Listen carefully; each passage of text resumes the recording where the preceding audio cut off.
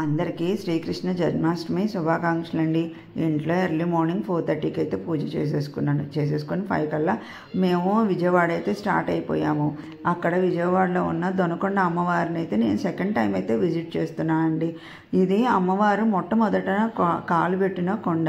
So ఇది అమ్మవారు పుట్టినిల్లుగా, ఇంద్రకీలాద్రి అమ్మవారు మెట్టినిల్లుగా అయితే చెప్పుకుంటూ వస్తారు. ఏది కోరుకుంటే అది ఈ అమ్మవారి కోరికలు తీరుస్తున్నాయని చాలామంది మొక్కులు చెల్లించుకోవడానికైతే వస్తూ ఉంటారండి. నేను కూడా ఇది సెకండ్ టైం విజిట్. మా అక్క అయితే మా అందరినీ కలిపి తీసుకొని వెళ్ళింది.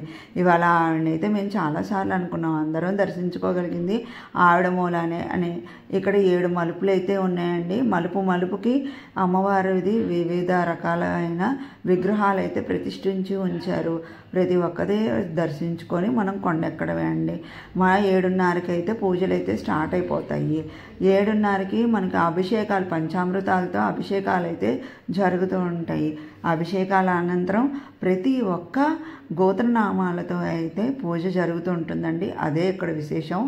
మనము మనీ కట్టినట్టయితే నిత్యం 365 రోజులు మన గోత్రనామాలతో పూజ అయితే జరుగుతుంటుందంటండి.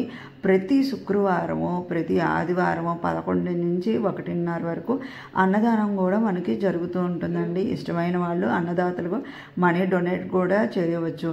ఇదేనండి మనము లాస్ట్ అండ్ ఫైనల్ కొండెక్కిపోయిన తర్వాత మేమైతే 7 కల్లా అయితే రీచ్ అయిపోయామండి. కొండ మీద నుంచి మీకు వ్యూ అయితే చూపిస్తున్నాను.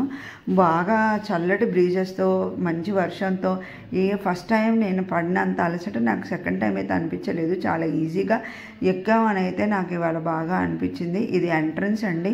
మెయిన్ తలుపులు అయితే నేను వీడియో తీయలేదు, ఎందుకంటే మూల విరాట్ని మనం అసలు వీడియో తీయకూడదు. బయట తులసమ్మ అయితే ఉంటుంది. ఇక్కడ దీపారాజన అయితే చేసుకోవచ్చు. మీకు నచ్చితే లైక్, షేర్, సబ్స్క్రైబ్.